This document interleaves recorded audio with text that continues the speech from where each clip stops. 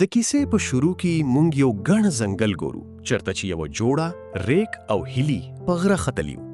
ریک له هیلی نه مخکې بره ورسیږي او ورته وایي چې ما درته ویلیو چې ته ما نشي ګټلی. بیا ریک غیر چاپیره ځنګل ته نظر کړي چرته چې لری لری پوری د انسان نوم او نخان هم نخکاری. ریک هیلی ته وایي چې تا هم زر بره راشه، دلته نه ځنګل ډیر ښکلی ښکاري. دا ویلي ریک واندې لاړ شي. هیلی اوس هلته یوازې بره ختلو کوشش کوي، خو ناڅاپه یې پښه وښویږي او لاندې راغورځېدونکې وي. خو هغه په مشکل ځان سنبال کړي او ریک ته د مدد اوازونه وکړي، خو ریک څه جواب نه ورکوي او ناڅاپه د ریک مړی د ګټې له غاړې نه راپریوزي. هیلی چې کله ریک ته وګوري نو د هغې په مخ د وینې څو څاڅکي راپریوزي چې په لیدو یې هیلی ډیره پریشانه شي. هغه لا په دې حالاتو پوهېده نه چې یو څوک ریک اوچت کړي او لاندې یې وغورځوي. دا په لیدو د هیلی ساه په ستوني کې بنده شي. هیلی په ډیره مشکل ځان خلاص کړي او د لاندې کوزیدو کوشش وکړي، خو ناڅاپه یو څوک هیلی پر رسۍ باندې بره راکاږي. له ویرې نه هیلی خپله رسۍ پرې کړي او نیغه لاندې د ریک د مړې سره راپریوزي. ریک مړ لیدو سره هیلی په زوره زوره ژړا شروع کړي. هغه لا له دې حادثې نه ووتلی چې ګوري د بوټو نه یو څوک په ډیر تیزی سره د هغې په طرف را روان دی. هیلی د خپل ځان بچ کولو لپاره د خپل گاډي په طرف منډه وهي، خو په تیښته کې یې پښه په یو اغزن تار کې ونښلي او هغه راپریوزي. او بیا مونږ ګورو چې یو څوک هیلی په ځمکه راکاږي. دلته مونږ ته پته لګي چې د ویسټ ورجینیا په دې علاقه کې ډیر خلک ورکیږي او د خلکو یقین دی چې په دې ځنګل کې عجیبه غوندې خلک اوسیږي کوم چې د انسان غوښې خوري او هر څوک چې دې ځنګل ته راشي هغوی یې وژني. په بل سین کې مونږ په سړک یو گاډی ګورو چې کریس نومې سړی پکې ناست وي. کریس نن د یو انټرویو لپاره روانو، خو لږ وړاندې تلو نه پس کریس په های وی کې په ټریفیک کې نښلي. کله چې هغه ګوري چې گاډي بالکل نه وړاندې ځي نو هغه له گاډۍ کوز شي او یو ټرک ډرایور نه د ټریفیک د بندېدو وجه تپوس کوي. ډرایور ورته وایي چې 3 میله وړاندې د کیمیاوي موادو یو ټرک اوختی دی او هر خوا خواره شوی دی، ځکه نو د لارې خلاصېدو کې 100 غنټې لګېدلی شي. کریس پریشانه شي ځکه هغه ناوخته کېدو. که هغه انتظار کړی وی نو انټرویو ترې پاتې کېدی، ځکه هغه خپل گاډۍ واپس کوي او د بلې لارې لټون شروع کوي. هغه چرته چې کار ته تلو هلته فون وکړي، خو د غره په علاقه کې د موبایل سیګنلونه ختم شي. لږ وړاندې تلو نه پس ورته د ګیس سټیشن نښه ښکاره شي. هغه سوچ وکړي چې شاید هلته څه مدد میلاو شي. په لاره کې هغه ګوري چې ډیر لاوارثه گاډۍ ولاړ دي. دا ورته ډیر عجیبه ښکاري، خو بیا هم ګیس سټیشن ته ورسیږي. هلته ورته یو بوډا سړی ښکاري چې په ډیر بد حال کې و. کریس له هغه نه د فون تپوس کوي او هغه بوډا ورته په اشاره فون وښایي، خو چې کله کریس فون میلاوي نو پوه شي چې فون خراب دی. کریس نورم پریشانه شي او د هغه نظر په یوې نقشې ولګي چرته چې یو کچه لاره ښار ته تللی وي. کریس په خپل گاډۍ کې په هغه لاره روان شي.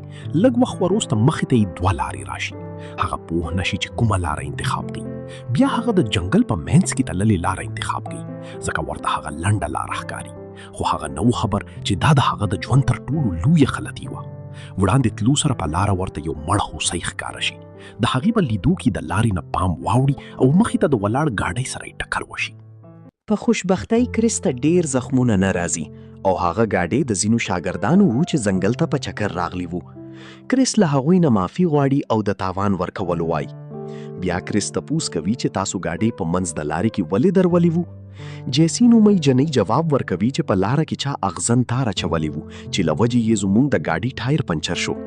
ټایر لیدونه معلومېده چې دا قصدي توګه دا تار په لاره اچول شوی وو. اوس هغوی د کریس په گاډۍ کې هم نشو تللی ځکه د هغه گاډۍ هم خراب شوی وو. جیسی وایي چې شاته ګیس سټیشن دی، هلته به فون وي، خو کریس وایي چې زه د هلته نه راغلی یم، فون یې خراب دی. بیا هغوی فیصله کوي چې وړاندې به ځي، شاید څه مدد میلاو شي. هغوی ایون او فرانسي په گاډۍ کې د سامان ساتلو لپاره پریږدي او خپله وړاندې روان شي. په لاره هغوی ته یو مړ ځناور میلاو شي چې چا په ډیر بېرحمي سره مړ کړی وو. لږ وړاندې هغوی ګوري چې ټایرونو ته اور لګېدلی دی. کریس پوه شي چې دا ځای نارمل نه دی او د خطر احساس کوي. بلخه ایوان او فرانسي په گاډۍ کې د ملګرو انتظار کوي. ناڅاپه ایوان ته د ځنګل نه آوازونه راځي. هغه فرانسي ته وایي چې ته په گاډۍ کې اوسه، زه وګورم چې دا آواز د څه دی. ایوان ځنګل ته لاړ شي خو ډیر وخت تیر شي او واپس نه راځي. فرانسي د ایوان لټون لپاره ځنګل ته ننوځي. په لاره ورته د ایوان بوټ میلاو شي. هغه پوه نشي چې بوټ دلته څه کوي. لږ وړاندې ورته د انسان یو غوښ په ځمکه پروت میلاو شي. په غوښ کې د کوټې لیدو سره فرانسي پوه شي چې دا د ایوان غوښ دی. فرانسي ډیره ویریږي، خو مخکې له دې چې هغه وتښتي یو سړی هغه له شاته نیسي او وژني یې.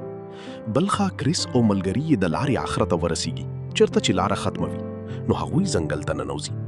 لږ وړاندې ورته یو کور ښکاري. هغوی خوشحاله شي چې شاید مدد میلاو شي.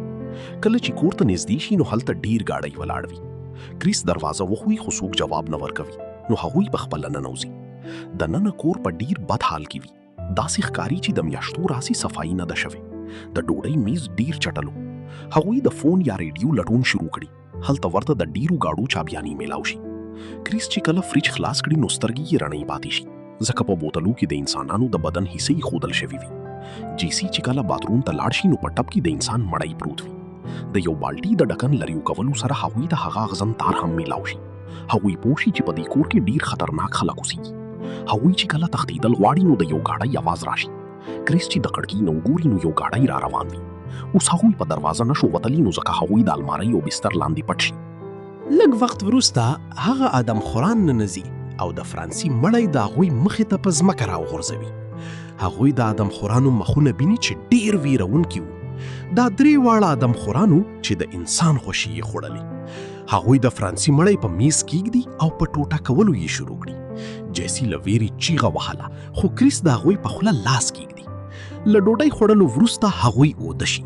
کریس او جیسی په ډیر آرام د بستر لاندې نه راوځي او نور ملګري هم له المارۍ راوځي او په غلیب شو تښتي. درې کسان بهر وځي، خو کله چې کریس وتل غواړي نو د یو آدم خور سترګې وغړړېږي او کریس وګوري. کریس په منډه شي او هغوی ورپسې په گاډۍ کشي. هغوی یو داسې ځای ته ورسیږي چېرته چې ډیر خراب گاډي ولاړو. کریس کوشش کوي چې یو گاډۍ سٹارټ کړي، خو ټول خراب وو. په دې کې آدم خوران ورسیږي. کریس ملګرو ته وایي چې زه به د هغوی پام غلطوم او تاسو د هغوی گاډۍ وتښتوئ. کریس په جنگل کې منډه کوي، خو آدم خور د هغه په پښه ډز وکړي او هغه راپریوځي. کارلی د کریس بچ کولو لپاره بل طرف ته منډه کوي او آدم خوران د هغه پسې شي. په دې کې جیسی او نیټاشا کریس د هغوی گاډۍ ته بوزي او کارلی پسې ځي. کارلی په لاره میلاو شي، خو مخکې له دې چې گاډۍ ته وخیږي یو تیر د هغه په سینه کې ننوځي او هغه مړ شي. هغوی ځان بچ کړي او وتښتي، خو په لاره کې آدم خورانو یوه غټه ونه غورځولې وي او لاره بنده وي. اوس هغوی پیاده روان شي. شپه را روانه وي او هغوی ته یو د لرګي ټاور ښکاره شي. هغوی ورته وخیږي. هلته ورته د زخمونو پټۍ میلاو شي او ریډیو هم ورته میلاو شي. هغوی په ریډیو د مدد غوښتنه وکړي، خو په دې کې آدم خوران را رسیږي. آدم خوران پوه شي چې هغوی په ټاور کې دي، نو ځکه هغوی ټاور ته اور واچوي. کریس وایي کې دلته پاتې شو نو وسوځو به، نو ځکه هغوی مخې ته په یوې ونې باندې ټوپ وهي. نټاشا په ونې کې پاتې شي او آدم خور هغه په ډیر بې رحمۍ مړه کړي. کریس او جیسی په ونو کې تښتي. کریس په هوښیارۍ یو آدم خور د ونې نه لاندې راوغورځوي. هغوی شپه په یو ابشار کې تیره کړي. سهار هغوی سړک ته ورسیږي، خو په دې کې یو آدم خور په کریس حمله کړي او جیسی ځان سره بوزي. کریس ته په سړک د پولیس گاډۍ ښکاره شي. پولیس والا د هغوی د مدد आवाज اورېدلی وو نو راغلی وو. خو مخکې له دې چې کریس هغه ته حال وایي، یو تیر د پولیس والا په سترګه کې ننوځي او هغه مړ شي. کریس د گاډۍ لاندې پټ شي او آدم خور مړی په گاډۍ کې واچوي او خپل کور ته روان شي. کریس د گاډۍ لاندې نښتې وي. په کور کې هغوی جیسی تړلی وي او غواړي یې چې پخه کړي. کریس په هوښیارۍ د کور په دروازه اور بل کړي او بیا په تیزی سره گاډۍ په کور ورننباسي او یو آدم خور لاندې کړي. کریس او جیسی د آدم خورانو مقابله کړي او جیسی یو آدم خور په تیر وولي. هغوی په میړانه جنگ وکړي او په اخیره کې کریس د پولیسو د گاډۍ تیلو ټانکۍ په ګولي وولي چې ورسره یو لوی دماکه وشي او ټول آدم خوران په اور کې وسوځي. کریس او جیسی د هغوی په گاډۍ کې وتښتي او ګیس سټیشن ته ورسیږي. هلته کریس هغه نقشه وشلوي چې بل څوک په دې لاره رانشي او په دې سره دا کیسه ختمه شي.